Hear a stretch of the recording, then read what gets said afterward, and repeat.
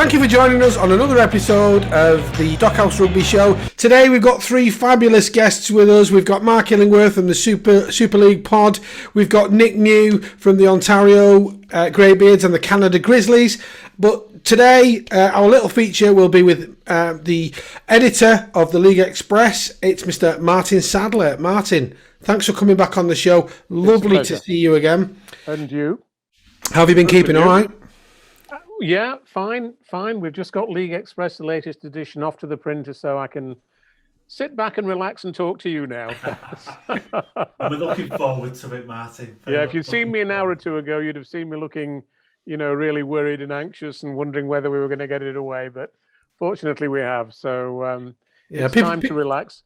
After I've spoken to you, I'll probably go and have a beer somewhere. I don't blame you. Nice. But people don't see that. People don't see all the hard work that goes into, running a media company and promoting a newspaper and publishing a newspaper like you do. So, yeah. well done to you, and thank you for it as well. Giving us that entertainment for the sport that we all know and love.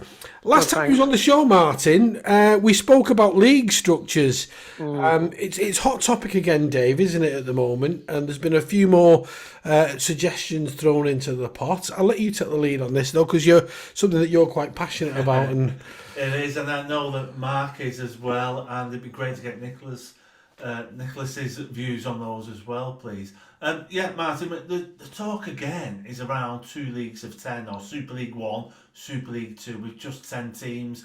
Suicidal, in my opinion. Absolute suicidal for the game. It's difficult to emphasize just how stupid that would be if we go down that road. And I'll tell you why.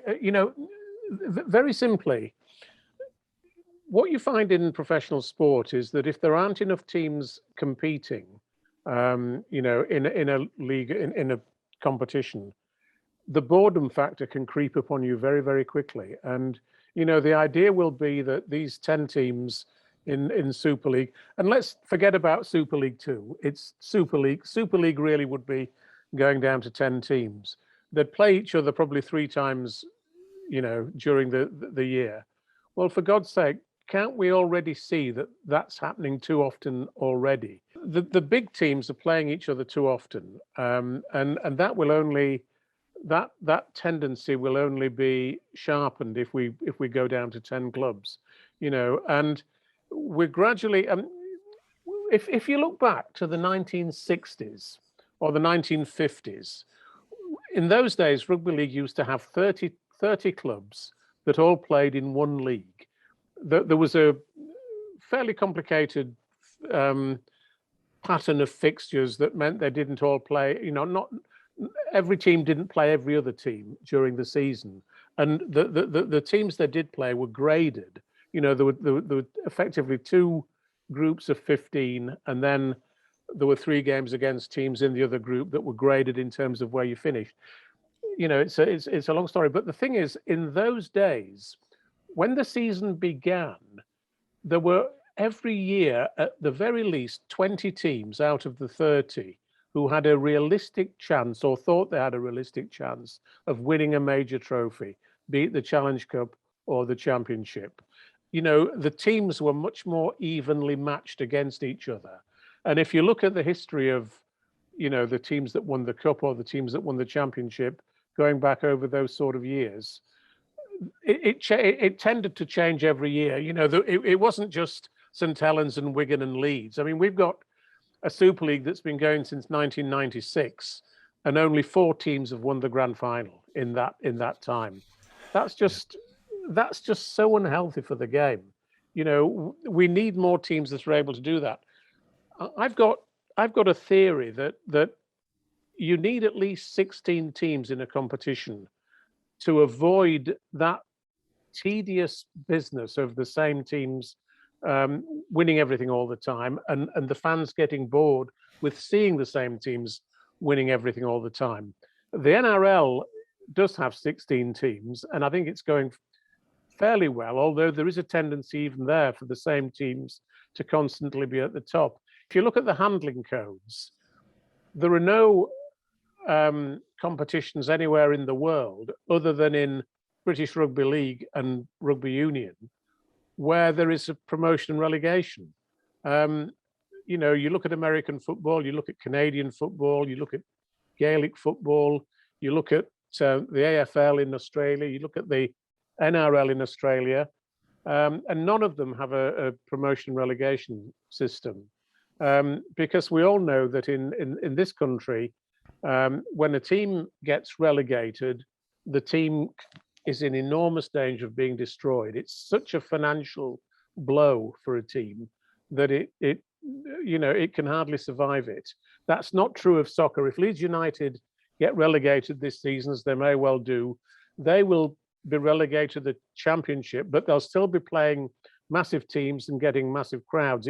It's not the same sort of blow for them. I mean, you know, their fans would say it would be a blow, but nothing like on the scale that it would be for the fans of, say, Leeds Rhinos, if Leeds Rhinos got relegated into the Championship. It's just such a, you know, from going from full-time to a part-time competition.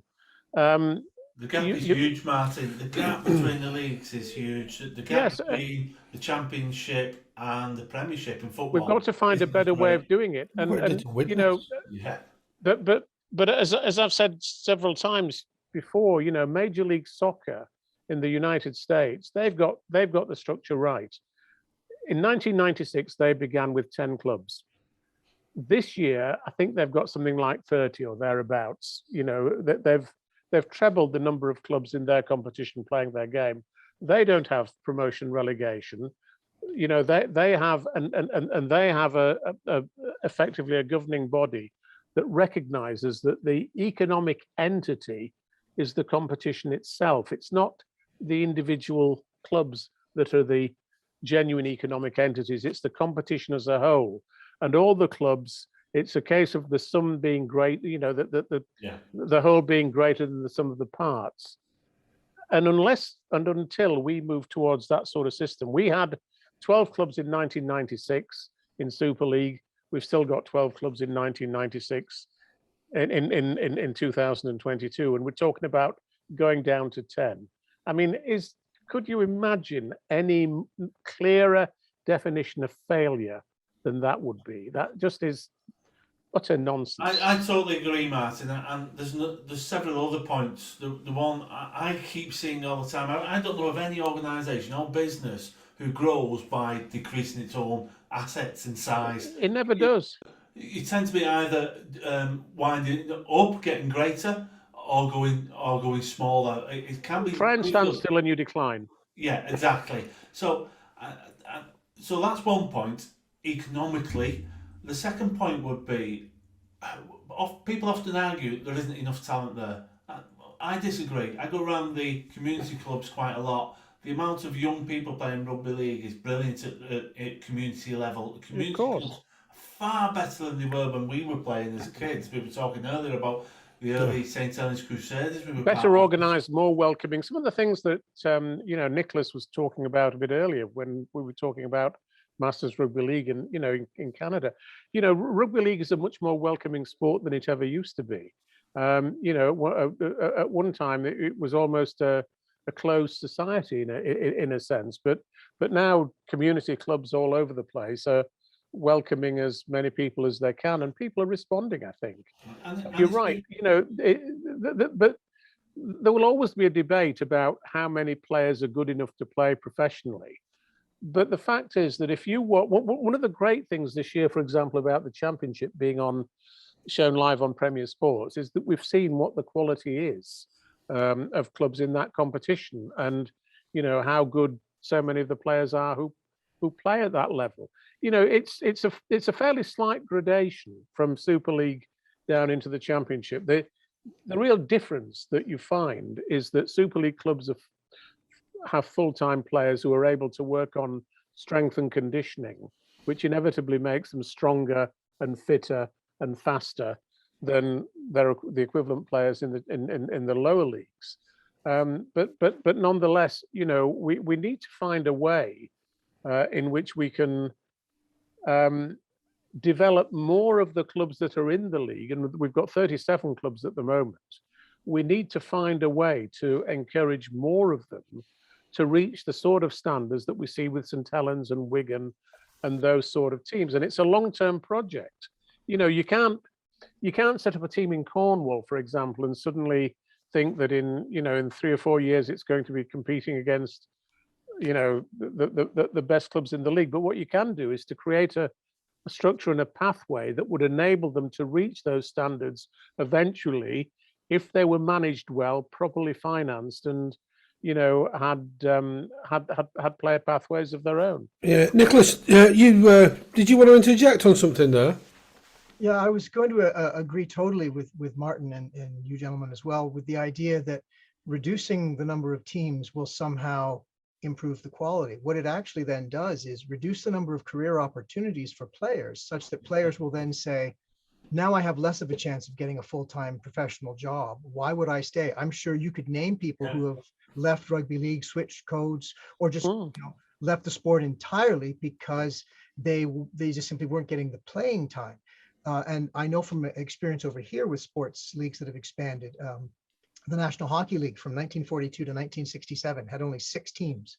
And then in 1968, they doubled to 12. And people said, there won't be enough players. Oh my gosh, the quality will decline. Nonsense, isn't it? But instead, players were like, oh my gosh, there's twice as many jobs now. I will try, and I will, and the quality stayed the same. And now the National Hockey League has 32 teams, and that to me also is expansion.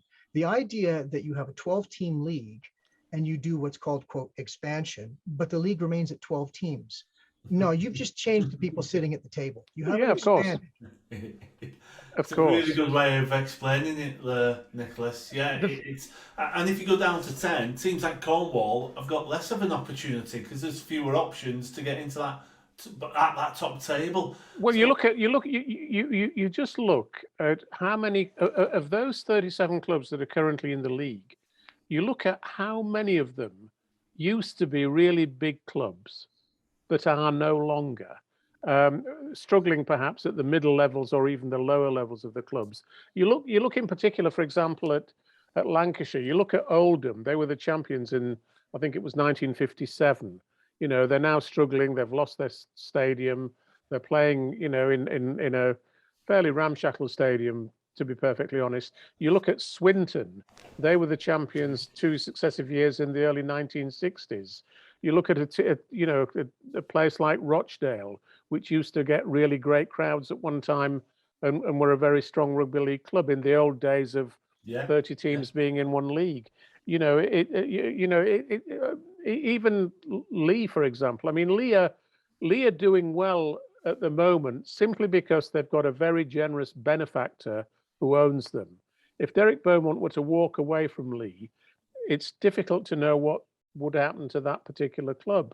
So you just can't continue in that sort of way. Look at Bradford. 20 years ago, they were the top team in the country, and they fell away because they got into all sorts of financial trouble. They had a stadium that they couldn't afford to keep up to date and so on. And then they got relegated, and it killed the club. It had several administrations, went into liquidation, and now it's a club that's struggling in the championship. We can't carry on in this way, and we've got to find a better way of doing things. Now, the interesting thing is that as far as I'm aware, we're going to have a new strategic partner for the game, which is going to be IMG, that company that's got contacts all over the world. In professional sport. It's a very big organization. And my only hope for our sport is that they will look at the game and understand why the structure that it operates under doesn't work. And I'll be very glad to talk to them. I hope they'll want to talk to me, and and if they don't, it means that I'm afraid I won't take them seriously, because they need to consult as many people as possible, assuming that they do take on that role, to actually get to the bottom of why a sport that's got so many great qualities struggles to make an impact in the way that we would like it to do. I mean, you were talking about the Challenge Cup semi-finals and Women's Challenge Cup final a bit earlier. And, you've got to ask, why could we only just over half fill Elland Road in Leeds for those, for 6 teams that were playing there? What's the problem? We keep saying that this is a great game, but we don't seem able to attract people in the numbers that would suggest that it is a great sport. Yeah. And unless and until we're prepared to look honestly at why, what the problems are, what prevents the game's growth and expansion, I don't think we're going to get very far. Yeah. Mark, do you want to come in on something though? You spoke about structures before, Mark, so remind us of how you see a successful structure for rugby league. Yeah, I mean, for a long, long time, I've looked into sporting league structures and things that make sports work. I think there are some differences in our market in the UK compared to the American market. Show me the money! That add some challenges in and around like the ideas of promotion and relegation and those sorts of things. Talent-wise, I think we've established there's not a problem, really. It's not a real problem anyway. Economically, there is a problem, and not being able to get more people to a game brings in less income, doesn't it? Show me the money! And that adds to those economic challenges. But bringing in new investors with sort of ideas that might be different. Show me the money!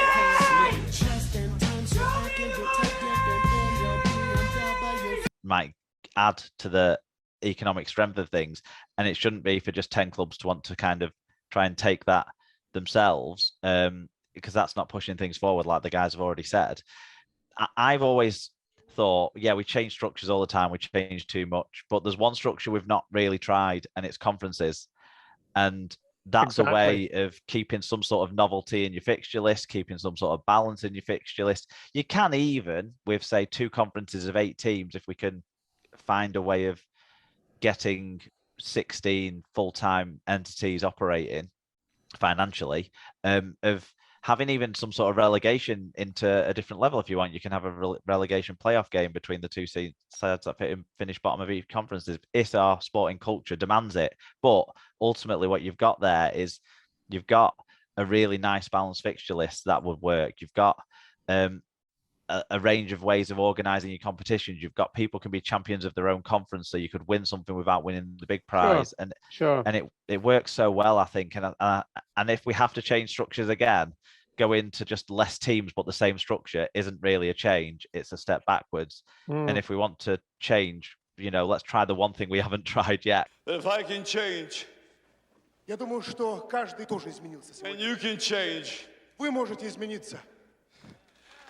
everybody can change. Каждый может измениться. You'd play those teams, but you'd also then play, if Wigan were the top team in the conference at the end of the season, you'd play all the top teams, or you'd have one game against all the top team, the second team, and the third team in all the other conferences to create a fixture list of 25 games. It's a bit like they do in the NBA. Sorry? It's like they do in the NBA in the basketball. Yeah. Each conferences and then go into the. Yeah, the thing is, you would inevitably have initially some one-sided games. I'm afraid that would be inevitable. But what you'd be doing is giving people the chance to improve their clubs without having to undergo the incredible expense of trying to buy relegation, which Featherstone and Lee are doing at the moment. For example, Featherstone and Lee are a really interesting example because only one of them will be promoted. And what happens to the other? What happens to the other? What happens when let's say Lee don't get promoted, they get beaten by Featherstone in the final at the end of the year. And they then, Derek walks away and says, I want my money back. It was only a loan to Lee. And I don't know, I mean, it may have donated that money. It may not have loaned it, but let's assume he might have loaned it.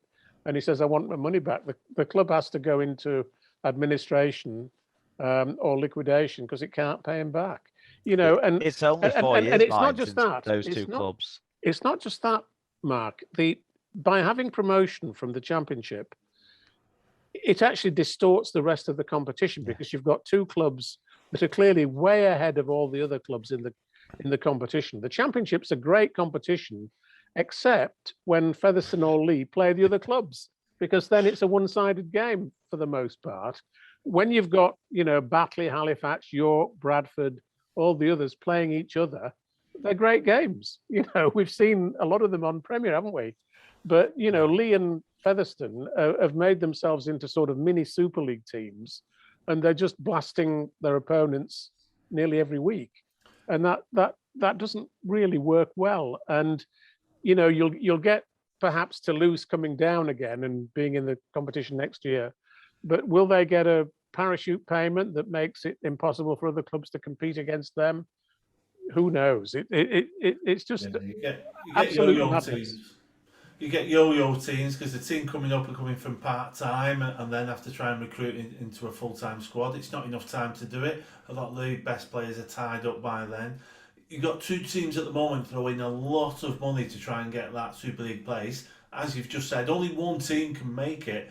So all that money's gone out the game for that other team and not what they were looking for. So economically, that's not sound either. The tragedy for rugby league is that when we got the original News Limited deal in 1996, or 1995 it was, in fact, all that money, the famed £87 million over 5 years, it was all just funneled into the clubs, and virtually none of it was retained to create a proper marketing structure that would have, taken the game forward. Maurice Lindsay was the chief executive at the time, and he didn't think about the structure of the game. The most he thought about was, the suggested merging of clubs to form bigger clubs, which would have been absolutely ludicrous, really. And I mean, the big thing one of the things they tried to do, for example, was to merge the two Hull clubs into one Hull club. I mean, not realizing that the competition in Hull between the two clubs is what keeps rugby league as such a major sport there. It's impossible to sort of sufficiently criticize the short-sighted and lack of vision that the game had at that time, and that derby fixture, like you say, is paramount. And take aside from that, the supporters. That's like asking Saints and Wigan supporters to shout for the same team. It's never going to happen. It's steeped in history. They would have done that if Saints and Wigan weren't both two high-flying teams that have been in the league consistently. If absolutely the whole teams that were fantastic at the start of the 80s, if this happened then in 1983, for example, then it would have probably been Wigan and Saints that were being asked to merge, and not Hull and Hull FC. What about the sentiments of that though? Because we're identifying that we have a lot of small clubs, and that debate is still ongoing now. When we've spoke about Toronto and Cornwall and new clubs, and we've got a lot of towns who are very close to each other, and they were looking to generate bigger areas, bigger names. And in 25 years, people in their early 20s would have only known that new club. So for us, losing our club, that sounds like an absolute disaster. But in 25 years' time, the people growing up would never have known that club anyway. They'd know Cheshire or Manchester. Yeah, but they wouldn't have necessarily attached themselves to a new club. It's a strange thing. We sometimes talk about fans as being customers, but fans, real supporters of a club are motivated by a range of rather strange emotional factors, really. Why should it matter to us? I mean, I was brought up watching Wakefield Trinity, and my father was an absolute fanatic. My dad, who was an ordinary working man, coming from a very working class background, my dad, it mattered so much to my father how Wakefield played and what the results were. And believe me, in those days, they played on a Saturday. And if Wakefield lost a game on a Saturday, my father would just about start recovering emotionally from that by the following Thursday. It was so much part of his life. Emotional investment. Yeah. And I always remember when he got too old to go and watch the game live, I'd very often go down to Wakefield and watch a game and then call at his house afterwards. And my dad would sometimes say to me, was it a good game then today? And I'd say, oh yeah, Dad, it was a terrific game, really close, fabulous match. And he'd say, well, what did we win by? and I'd say, well, actually, we just got beaten. We lost. And he'd say, how the bloody hell could it have been a good game then? Excellent. He was absolutely serious. You know, he just, you know, that in those days, the local rugby league club in my dad's case, or maybe it was a soccer club in other people's case, you know, it was the center of their universe, really. And it was what they, you know, they did manual work, they did work that they didn't like doing and so on. And they dreamed about watching their team on the Saturday. And it was such a strong emotional connection. And of course, we don't really have that anymore, do we? In quite the same way. I mean, we all still love our teams, but I'm not sure. You know, maybe it still happens with some rugby league fans that, you know, they just, you know, it's a very emotional sport, is rugby league, and you know, when your team's doing badly, what you tend to find is that crowds drop off very dramatically, much more than they do in association football. And I've got a strange theory that you can go and watch your team play soccer, and if it loses, it's not as emotionally gut-wrenching as it is to watch your rugby league team lose, particularly if it loses heavily. You know, it's sort of almost as though there's something being ripped out of your heart, really, when you've got to watch that happening. Nicholas, I'm just going to come to you there because you wanted to touch on a point that Martyn raised. Yeah, when Martyn was talking about how tied you are to the team, and potentially if the team was to merge with another or even rebrand, you might lose that generation of players, or sorry, of fans. Whereas, as David was saying, that would be this generation, but the future generation would be okay with whoever the local club was for them. I think back, and this is before my time, I think back to two baseball teams who were the Brooklyn Dodgers and the New York Giants. And they left New York, and they are now the Los Angeles Dodgers and the San Francisco Giants. And there were people who were supporters of those clubs who dropped baseball forever. They felt completely betrayed. They never went back. But their kids and their grandkids support the New York Mets or support the New York Yankees or support another local team. But is rugby league in a position where they can lose those fans right now? No, Exactly. not at all. And then Interesting. look what happened to Andy Mazie when he went to rebrand Swinton. Oh, yeah. That did not go well. No, it's a deeply sensitive subject, and it's irrational, effectively. Really, it's supporting a sports team is ultimately an irrational act, isn't it? You know, it's an emotional act, but watching a bunch of guys passing a rugby ball on a field and trying to score tries and so on. At the end of the day, it doesn't really matter that much in any real sense, but actually it really does, because it's got an emotional connection that you can't easily explain. It's interesting, actually. I remember going to watch the Dodgers in about 1982 in Los Angeles, and it was one of the great sporting events I've been to, actually. And I was talking to quite a few of their fans about their origins in Brooklyn and so on, and of course they'd not had a team to watch before the Dodgers relocated, and that's part of America. It's also part of an American life, isn't it, that you can relocate sports teams, and some people will still retain a connection to them even if they've moved away from their cities, and it's happened an awful lot in American sport. It's a curious thing, isn't it? If our local restaurant let us down as many times as our local rugby league team does, we wouldn't keep going there, would we? Yeah. It's curious though, Nicholas, because what you're describing there is that those decisions were probably not made by the fans of those clubs. The fans of those clubs probably didn't say, you know what, I think we should move this baseball team somewhere else, or call it something else, or merge with someone else. It's someone who's looking strategically at the betterment for that whole baseball team and baseball in general. So what I'm proposing here is the sentiments of what they discussed then. Practically how they were going to go about it, I agree, was wrong, but the sentiments of it, for the greater good, 25 years ago, we would have been reaping the rewards of those difficult decisions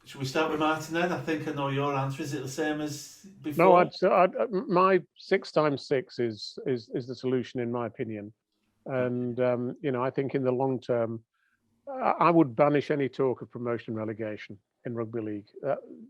Totally off the table, as far as I'm concerned. But having said that, we've got to have a structure that includes all the clubs. It can't just be the top 10 or the top 12 or even the top 16. It's got to be, whatever the solution is, Got to be inclusive. it has to be inclusive. Absolutely. Yeah. Dead right. Mark? I don't think there's the money at the moment to have the 2 lots of 10. I'm not convinced the 6s has the.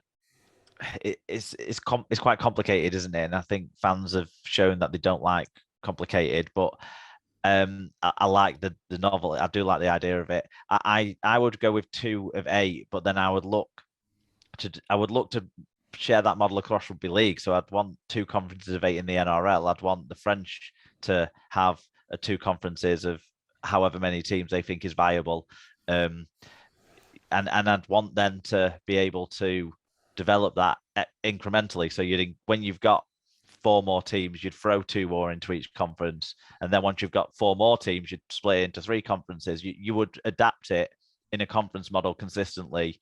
I think where I'd go. What you're saying, Mark, is that a conference model is what you'd favour, and we're arguing then about details, aren't we? Yeah. Conferences though. We could have a long discussion about how that would work and how we'd fit the existing clubs into that structure. But the point is, a conference structure is a better structure. I agree. Nicholas? As a Canadian with no vested interest in any English or European-based club, what I'm going to say is complete heresy.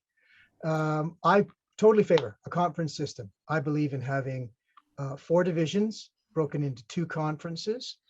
The number of teams would be potentially 4 per division. So you'd be looking at 4x4, which is 6. The NFL model, in effect. Essentially, yeah. And then one of those conferences would be French, 2 would be English, and 1 would reintroduce rugby league to North America, since we're just spitballing here. And then as new investors take a look at this, and again, just as you said, Mr. Sadler, there would be no promotion relegation.